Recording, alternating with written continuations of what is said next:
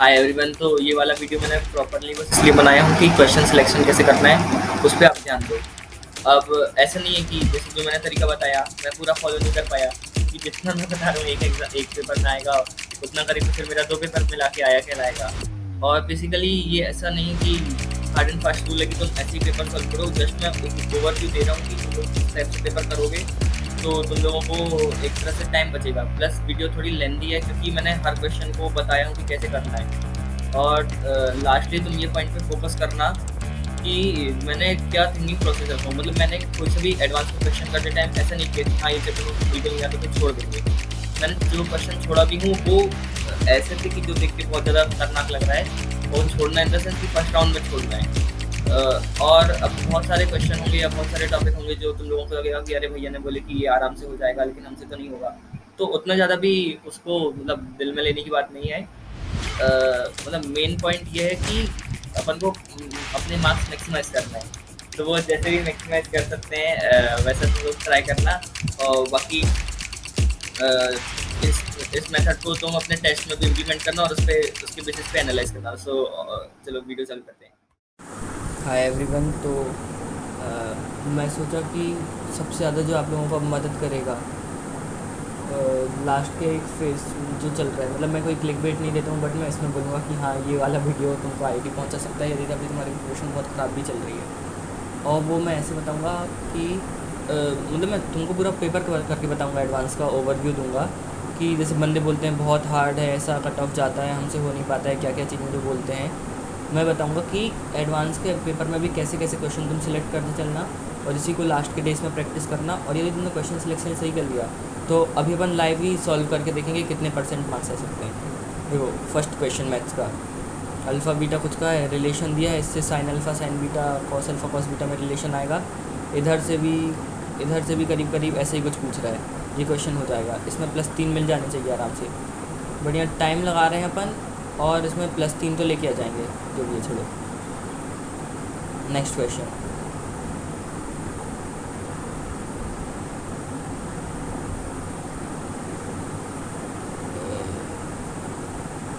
देखो एक और क्वेश्चन डिफरेंशियल इक्वेशन का। डायरेक्ट तो नहीं बोल सकता मैं, हाँ डायरेक्ट सही है। इसको कुछ जमाएंगे अपन अपने हिसाब से, जैसे इसको जमा लेंगे तो अपन को डिफरेंशियल इक्वेशन मिलेगी। इसमें बंदे क्या गलती कर सकते हैं कि एक जो टर्म आ सकता है इसमें मॉड्यूलस का, मॉड्यूलस को इग्नोर कर देंगे तो उससे थोड़ा दिक्कत हो सकती है। बट देखो तभी प्रोसीजरल क्वेश्चन है, इसमें भी अपन +3 गिन के मतलब +3 मान के चल सकते हैं, क्योंकि इसमें सीधे सीधे वैल्यू पटकनी है, कुछ नहीं करना है, प्रोसीजरल क्वेश्चन है। फिर क्वेश्चन नंबर 3 क्या है, गंदा सा दिखा, छोड़ दिया अभी के लिए, बाद में खाली देख लेंगे। ये वाला ये भी गंदा सा दिखा, छोड़ दिया। अब ये देखो फिर से प्रोसीजरल क्वेश्चन है ये पूरा, मतलब इसमें तो क्या ही अलग से दिमाग लगाना। ये सबको बताया जाता है कि साइन एक्स स्क्वायर है और यदि वो प्रोडक्ट फॉर्म में है या डिवाइड वाले फॉर्म में है तो इसको सीधे एक्स स्क्वायर लिख देंगे तो एक्स क्यूब वाला टर्म बनेगा। इसको कुछ पार्ट में तोड़ लेंगे, इसको कुछ पार्ट में तोड़ लेंगे, टाइम लगाएंगे थोड़ा सा, हो जाएगा, होने वाला क्वेश्चन है। तो अपने कितने क्वेश्चंस कर लिए अपन ने, सोचो, 1 2 3 क्वेश्चंस। आगे देखते हैं। अभी मैं बिल्कुल ऐसा बता रहा हूँ जिस बंदे की ज़्यादा तैयारी भी नहीं है वो भी कैसे कर सकता है क्वेश्चंस। अब ये वाला देखो, सिंगुलर मैट्रिक्स है, उसने बोला ये मतलब इसका मॉड्यूलस 0 है। अब देखो a⁵ सीधे सीधे बाहर आ जाएगा, अंदर कुछ बन रहा होगा a² माइनस कुछ कुछ कुछ, और वो तुम थोड़ा सा भी देखोगे तो लगेगा कि 2 फैक्टर में टूट रहा है। अब उन 2 फैक्टर में चेक कर लेना कि किसका मॉड 0 हो सकता है, और किसी एक का मॉड 0 करने से 9 बीटा में से अपना बीटा आ जाएगा। अगेन ये क्वेश्चन होने लायक था। ये क्या बोल रहा है, गंदा सा क्वेश्चन लगा, बीटा थीटा डेल्टा, छोड़ो। ये देखो फिर से प्रोसीजरल क्वेश्चन, इसमें क्या करना है, सीधा सीधा बोल रहा है ये तो कि ऐसा कुछ ग्राफ बनेगा एक्स की वैल्यूज़ के लिए, जो भी बनेगा उसमें एरिया कॉमन वाला निकाल लेंगे और वो कॉमन एरिया कुछ और वैल्यूज़ अपन को मतलब जो जो एरिया निकालना है वो निकल जाएगा, होने वाला क्वेश्चन है।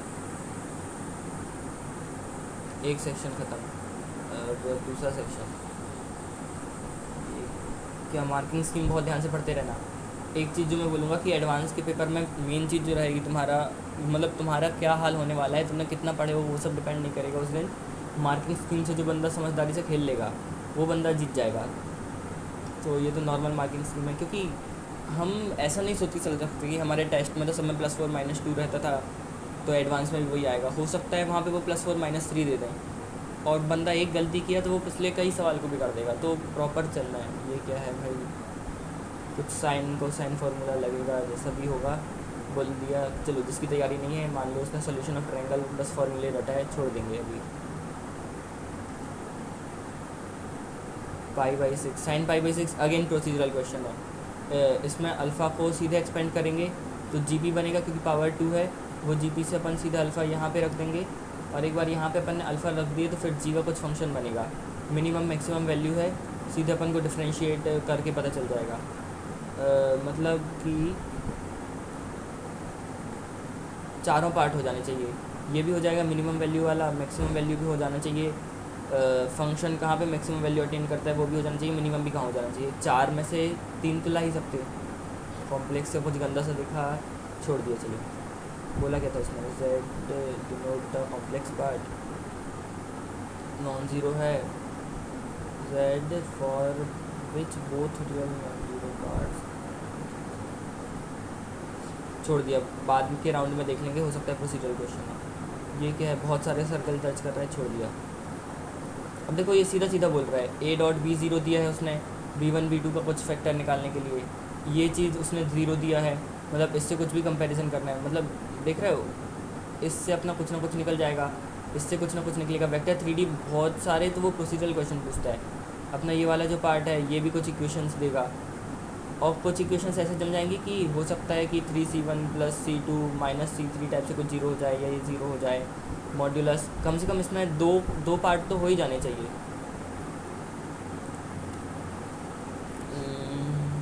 इंक्रीजिंग डिक्रीजिंग, अगेन ये भी होने लायक क्वेश्चन है। मतलब ये पेपर में बहुत जल्दी हो गया था मुझको लग रहा है। सीधे सीधे देखो, एक डिफरेंशियल इक्वेशन सॉल्व करनी है जो अपने नॉर्मल रूटीन वाले फॉर्म की है, e की पावर जो कुछ लेके करते हैं, उतना याद नहीं मेरे को। फिर इधर वैल्यू पे टक के कांस्टेंट निकल जाएगा। एक बार वो आ गया तो फिर अपन a b c सब तो निकाल ही लेंगे, जो है पीरियोडिक नॉन पीरियोडिक वो सब भी चेक कर सकते हैं। हो जाने चाहिए ये क्वेश्चन। 2 अपने निकाल लिए। ये क्या है, चलो नॉर्मल बच्चे की बात कर रहे हैं तो हो सकता है उसकी प्रोबेबिलिटी वीक हो, उसने छोड़ दिया। बाकी ये शायद तक उससे हो जाता। कौन सा थ्योरम था वो जिसमें P इंटरसेक्शन है भी, बट छोड़ो, नॉर्मल बच्चे ने इसको भी छोड़ दिया। आगे m की पावर 22, ये कौन सा क्वेश्चन है। अब देखो ये वाला क्वेश्चन कर भी सकते हैं, नहीं भी कर सकते। इस टाइप का पहले आया है जिसमें बाइनोमियल लगा के अपन आगे सॉल्व करते थे। इसमें कुछ दिख रहा है कि 1/2 कहीं से बाहर निकलेगा। ये क्या है, 2 + 1/2 1 + 1/2। इसको अच्छा ऐसे देख लो, 3/2 3/2।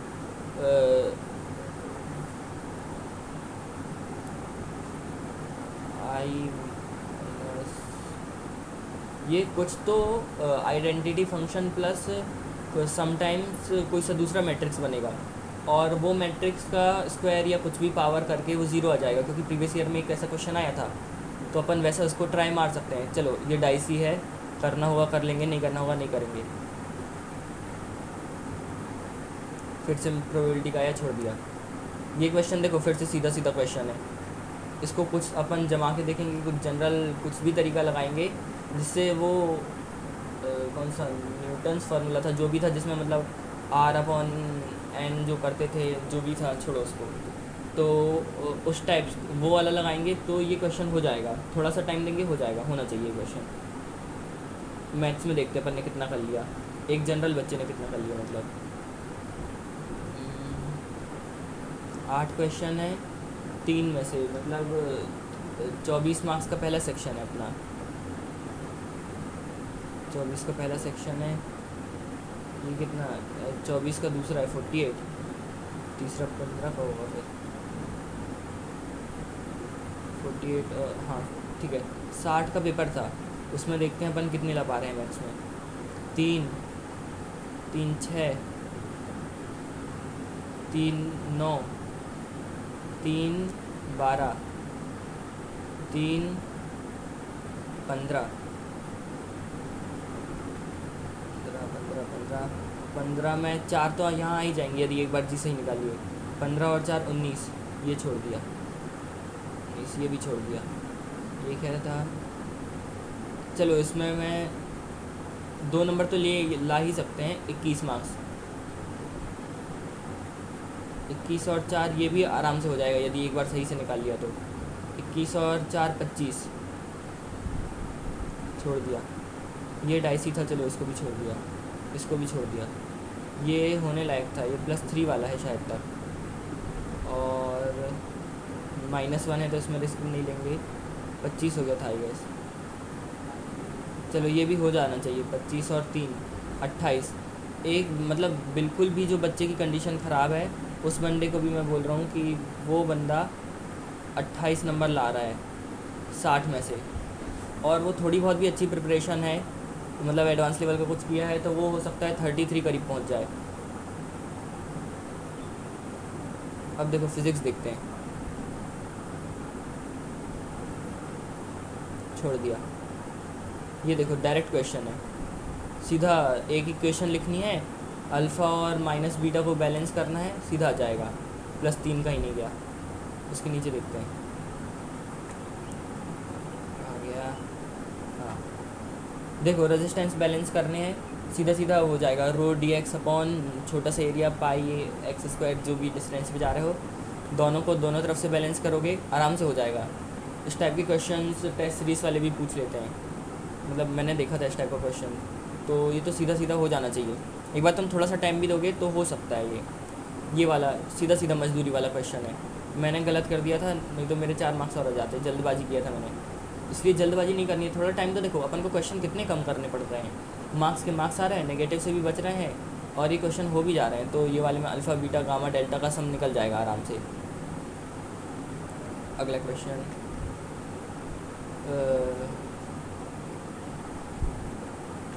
हाँ ये n आराम से आ गया था। इस टाइप का भी शायद तक एक प्रीवियस ईयर क्वेश्चन था, और तुम खुद ही देखोगे कि हर जगह वो अपन लगाते जाएंगे, स्नेल्स लॉ ऐसे कुछ था, उससे हो जाना चाहिए क्वेश्चन, ये होना चाहिए। ये देखो अगेन सिंपल क्वेश्चन, इससे जो भी निकल रहा है वो है Q/ε0। अब ऊपर वाले हाफ से निकल रहा है Q/2 ε0, तो नीचे से भी वही निकलेगा। n की वैल्यू सीधे 3 रख देंगे। कितना सीधा क्वेश्चन था, बिना पेन उठाए हो गया। ये क्या है भाई, गंदा सा क्वेश्चन है, बनाना पड़ेगा, छोड़ दिया। अगेन प्रोसीजरल क्वेश्चन, नोट्स में सबके क्वेश्चन कराते हैं, इवन मेंस के लिए तक कराते हैं, मतलब मेंस वाले देखेंगे तो बोलेंगे कि बड़ा एडवांस करते हो, ये तो सरल से ही क्वेश्चन दे दिए तुम लोगों ने। अब क्या है इसका, +4 -2 है, रिस्क नहीं लेंगे इसमें। इन द फिगर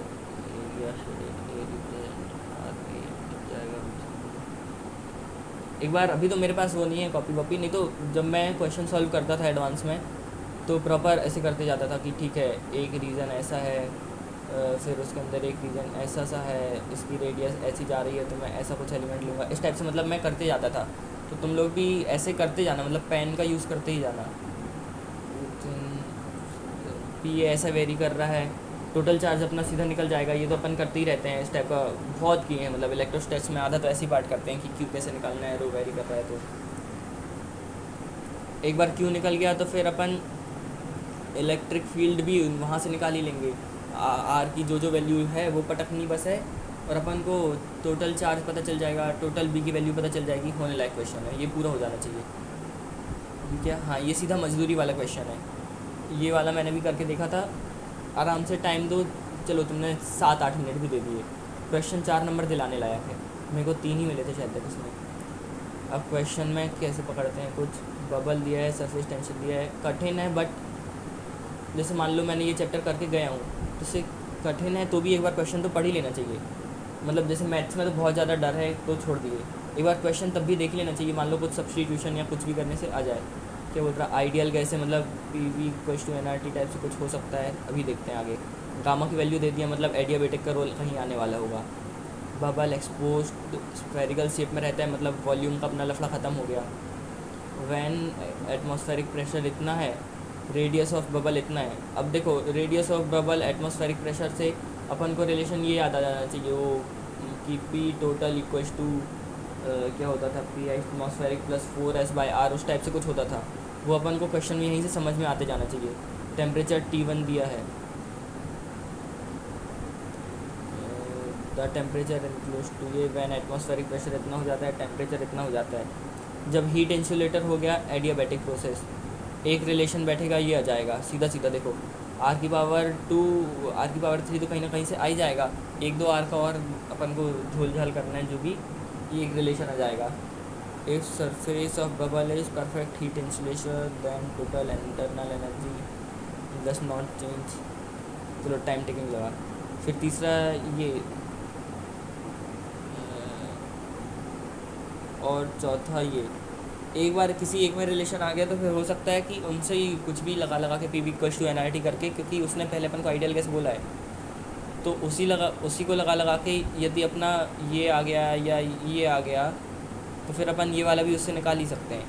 चलो 3 नंबर तो मान ही लें कि बी वाला पार्ट करने में कुछ टाइम जाएगा या अभी समझ में नहीं आ रहा है। ये क्वेश्चन होना चाहिए।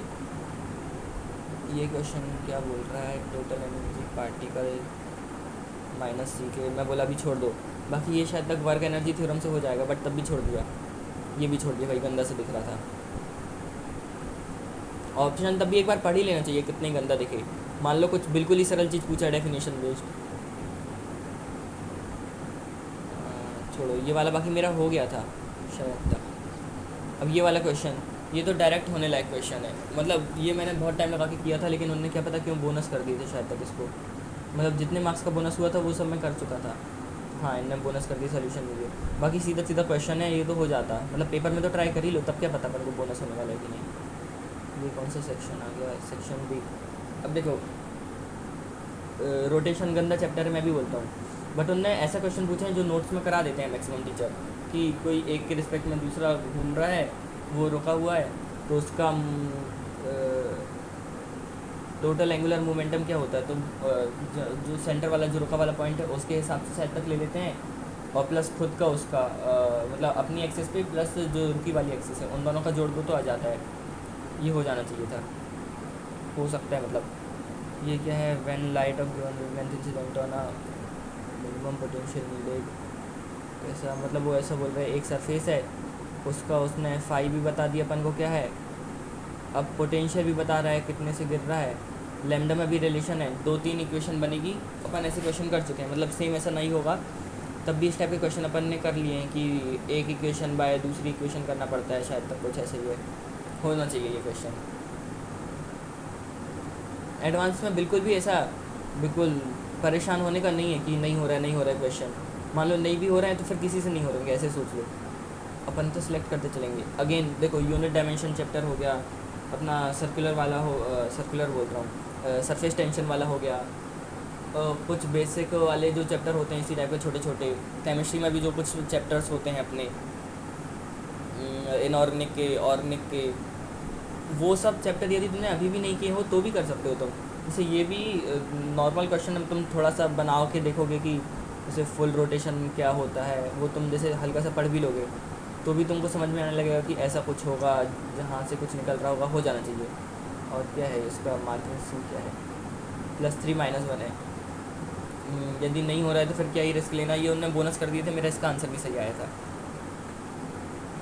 देखो सीधा सीधा क्वेश्चन है ये, बिल्कुल ही, मतलब मेंस वाले भी ऐसे क्वेश्चन कराते हैं कि इसके रिस्पेक्ट इन सबको जोड़ते जाओ, इसके इस पर कोई इन्फ्लुएंस नहीं होगा, इसके इस पर कुछ नहीं होगा, इसके इस पर कुछ नहीं होगा, इसके कारण और इसके कारण आ जाएगी, 2 आएगी। अब देखो इस वाले के कारण होगी अंदर की तरफ, मतलब अंदर की तरफ इन द सेंस एक्स ये है वाई ये है तो -k में होगी, और इसकी तरफ भी -k में होगी, मतलब टोटल बाहर माइनस होगा, सब में माइनस है।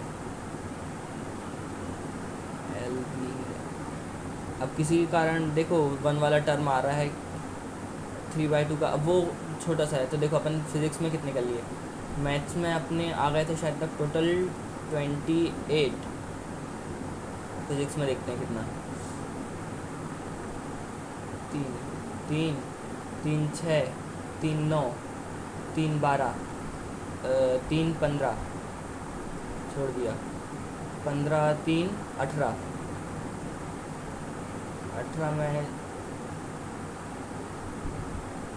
चलो उधर से 3 ही मार्क्स आए मान लो 4 में से, तो भी 18 और 3 21, ये मजदूरी वाला क्वेश्चन था, चारों आंसर सकते थे इसमें। 21 और 4 25, 25 और इसमें से चलो 3 तो हो ही सकते हैं, 25 और 3 28, ये नहीं हुआ, छोड़ दिया चलो।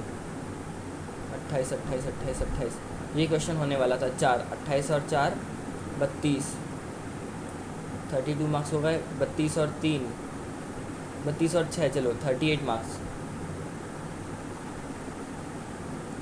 38 और चलो इसको,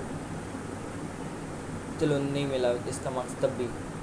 38 और 3 41। फिज़िक्स में कितने मार्क्स हो गए अपने? 41 हो गए। सोचो अभी अपन एक ही पेपर कर रहे हैं और दूसरा पेपर क्या पता और कैसा हो। 60 चलो नहीं बन रहा है मुझसे, बट 41 मार्क्स हो रहे हैं अपने।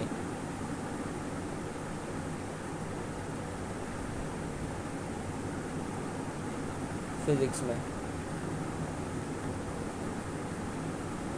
केमिस्ट्री, सॉल्युबिलिटी, प्रोडक्ट और क्या क्या दिखा। मैं बोला कि ठीक है चलो, जनरल बच्चे का आयनिक वीक है, छोड़ दिया। दूसरा क्वेश्चन क्या, number of ions, vapour pressure, solution chapter है, इजी क्वेश्चन होगा ऐसा सोचा। ऐसा होना ज़रूरी नहीं है, बट कुछ कुछ चीज़ देखो सीधे सीधे दिख रही है। 90% एसोसिएटेड अल्फ़ा दिया है उसने, टेम्परेचर का भी कुछ दिया है उसने, एक दो फार्मूले लगेंगे, कुछ रिलेटिव लोअरिंग भी हो रही है, मास भी दिया है, हो जाना चाहिए क्वेश्चन। उसी चैप्टर से हो जाएगा। हल्का सा इक्वेशन शायद तक बैलेंस करनी पड़ेगी, ये होना चाहिए।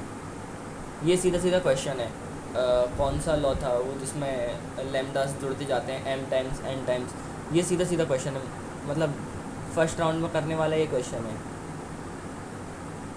और आगे देखते हैं, ये वाला हो जाना चाहिए। एक्सी का हाइड्रोलिसिस, ठीक है, ये तो सीधा सीधा शायद तक मैंने अपने जो शॉर्ट नोट्स अपलोड किए हूँ पिछले वीडियो में उसमें भी है, और मैक्सिमम एनॉर्मिक में बोल रहा हूँ, रटी होगी तुम लोगों को हो जाएगा। ये शायद तक एनसीईआरटी में भी है क्या। AgNO3 अगेन 2 गैस देता है, उन दोनों के जोड़ने शायद तक N2O2 ऐसा कुछ देता है वो प्रॉपर टूथ के। हाँ, तो उन्हीं से अपन molecular orbital bonding antibonding निकाल सकते हैं, होना चाहिए। ऑर्गेनिक सीधे सीधे होनी चाहिए भाई। ऑर्गेनिक इनऑर्गेनिक कितना टाइम बचाती है। मेरा फर्स्ट राउंड केमिस्ट्री का बहुत जल्दी ख़त्म हो गया था ऑर्गेनिक इनऑर्गेनिक के चक्कर में ही। वो तो मैंने कैलकुलेशन मिस्टेक कर दिया था थोड़ा बहुत, तो उसने काम बिगाड़ दिया जल्दबाजी में। बट उसको छोड़ो, ये वाला क्वेश्चन हो जाना चाहिए आराम से। कितने टेट्राइन बनेंगे, एन से तोड़ रहे हैं लिंडलार की, बट जो भी स्टेप्स कर करके अपना हो जाना चाहिए। ये सब देखो, एक भी जितने भी इसमें ऑर्गेनिक में तुमको दिख रहे हैं रिएजेंट जो भी है, कोई भी ऐसे उल झुलूल नहीं है कि बहुत अलग से कुछ भी डाल दिए जैसे कोचिंग में टीचर्स कराते हैं। सब रूटीन वाले ही हैं। नॉर्मली तुमको याद होगा तो भी हो जाएगा, मतलब ज़बरदस्ती का ज़्यादा ऑर्गेनिक में इनऑर्गेनिक में फालतू का बाहर का नहीं पढ़ने का रहता है। एक आध क्वेश्चन आता है उसके लिए कौन लास्ट मंथ में इतनी मेहनत मारेगा। बाकी क्वेश्चन संभाल लेना अपन को। ये अगेन हो जाना चाहिए। ओजोनोलिसिस हो रहा है क्या, +4 -2, ठीक है। मास का रेशियो निकालना है सीधा सीधा। मास परसेंटेज को इसके इक्वल करते जाएंगे, ये हो जाएगा। मेरा शायद तक 2 ही कर पाया था मैं, जल्दबाजी में एक क्वेश्चन एक पार्ट गलत कर दिया था, तो चलो तुम्हारा भी 2 ही मान लेते हैं। 2 नंबर यहाँ से। ये क्या है, इसमें से 1 नंबर तो आ ही जाता है कहीं ना कहीं से, तो मतलब तुम इसको भी पढ़ के देखोगे, क्वेश्चन इतना हार्ड नहीं है। G = ΔH - T ΔS से हो जाएगा, कुछ T से डिवाइड करने में। चलो ये तो सीधा देखो। अब इसमें बस ये ध्यान रखना, एडवांस वाले की भाषा में उसने कंपाउंड बोला है, एलिमेंट नहीं, तो बोरॉन तो सीधे सीधे हट गया। अब बाकी देख लो क्या क्या चीज़ें बनती है इनमें से। एनसीईआरटी की रिएक्शन रटी होगी। अगेन ये वाला क्वेश्चन भी होने लायक है, एनसीईआरटी में बोला है इसको उसने सीधा सीधा।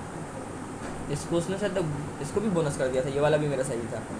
देख रहे हो, मतलब बहुत सारी इनऑर्गेनिक एनसीईआरटी से आई है, जिसको बाहर की याद भी नहीं है वो कम से कम एनसीईआरटी वाले टॉपिक तो करे। अगेन ये होने लायक क्वेश्चन, 4 नंबर देने लायक। ये होने लायक क्वेश्चन, पॉलीमर रटनी चाहिए एनसीईआरटी से चीज़ के लिए। और क्लास नोट्स भी देख लो थोड़ा बाहर का। ये क्या है, हमेशा सॉलिड स्टेट के जितने क्वेश्चन आ रहे हैं इतने टाइम में, सब वही है कि उनका एक बार वो गंदा से उनका डायग्राम बना के देखो कि कैसा बनेगा, और फिर उसमें ही स्पेस में, मतलब वो जैसे जैसे बोल रहे हैं वहाँ बना के देखो। डेरिवेशन अच्छे से कर लो, फॉर्मूलेज जितने हैं उससे हो जाता है क्वेश्चन। अब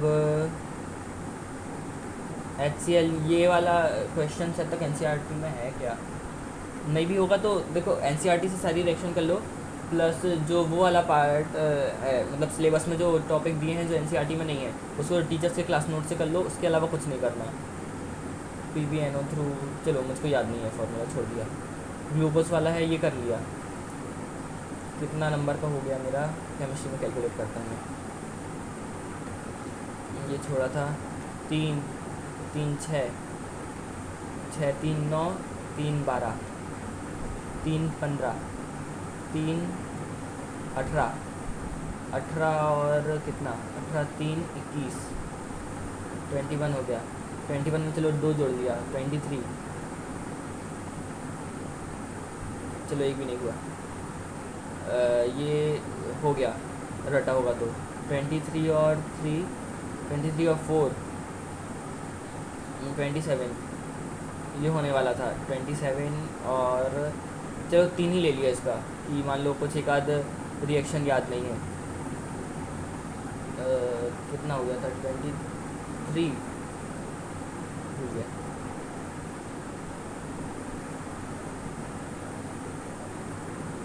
3 6 9 12 15 18 21 23 23 4 23 4 28 28 और 23 4 27 27 3 30 30 4 34 और 4 38 38 और 4 42 42 42 और 6 48, छोड़ दिया, याद ही नहीं है। 48 और 4 52, 48 और 4 कितना होता है 52। देख 7 में से 52 मार्क्स का होने लायक है। अब इसमें मान लो तुमसे नहीं भी हो रहे हैं क्वेश्चन, तो भी कम से कम इसमें 40 मार्क्स तो आ ही सकते हैं। केमिस्ट्री में आ गए 40, फिज़िक्स में मान लिया अपन ने 41 का होने लायक था, उसमें तुमने लिया है 35, तो 40 35 कितना हो गया 75। और मैथ्स में चलो 28 में से मान लो तुम कितना लिया है 25 लिया है, तो कितना हो गया 100। अब कुछ कैलकुलेशन मिस्टेक भी हो के मान लो तुम्हारा स्कोर तब भी 100 के बाद भी मैं कम कर करके भी मैं बोल रहा हूँ 80 तक भी पहुँचा पेपर 1 में 80। और पेपर 2 में भी मान लिया मैंने, ऐसा मानना सही नहीं है बट चलो पेपर 2 में भी मान लो तुम्हारा 80 हो गया, तो 160 स्कोर है। 160 स्कोर मतलब 1000 के करीब करीब है। अब सिचुएशन कितनी वर्ष हो, मैंने बहुत सारे क्वेश्चन जानबूझ के छोड़ा हूँ जो होने लायक नहीं थे, और ये भी मानो कि कई क्वेश्चन में कैलकुलेशन मिस्टेक हो गई। नहीं तो असली स्कोर तो अपना कितना 52 और 45 98 और 28 126 करीब बन रहा है। इतना स्कोर तो मैंने तब भी नहीं माना। मैं कितने मार्क्स कम किया हूँ उसमें कि चलो 40-50 मार्क्स और कम कर लो, तब भी तुम 150 नंबर 140 130 तक तो ला ही सकते हो टोटल मिला के। पेपर कितना देख रहे हो तुम, डुएबल होता है एडवांस का, इतना ज़्यादा फालतू में लोग बोल देते हैं कि हाँ बहुत हार्ड है ऐसा वैसा। तो फाइनली तुमको मैं यही बोलूँगा कि ऐसी क्वेश्चन सिलेक्शन पे प्रैक्टिस करो, जितने टेस्ट दो जितना करो, उसके बाद भी एनालिसिस करो कि हाँ ये क्वेश्चन छोड़ने लायक था, ये क्वेश्चन करने लायक था, इससे टाइम बचाना चाहिए था। इस टाइप से कर करके तुम बढ़िया प्रॉपर करो, ये वीडियो पूरा गेम चेंजर हो जाएगा एडवांस का, लिटरल बोल रहा हूँ मैं। मेरे का लास्ट में मैंने मोहित त्यागी सर से मैंने रिक्वेस्ट किया था, तो उन्होंने वीडियो डाले थे यूट्यूब में, और उस चक्कर में ही मेरे को बहुत हेल्प मिली थी। मतलब उनका तो आते आते थोड़ा लेट हो गया था, मैं सोच रहा हूँ अभी डाल दिया मैंने, बहुत तुम लोगों को हेल्प मिलेगी। प्रॉपर वीडियो को 1-2 बार भले ही देखना हो देख लो, और ऑल द बेस्ट, मचा देना। जिंदा मेरी जिंदा।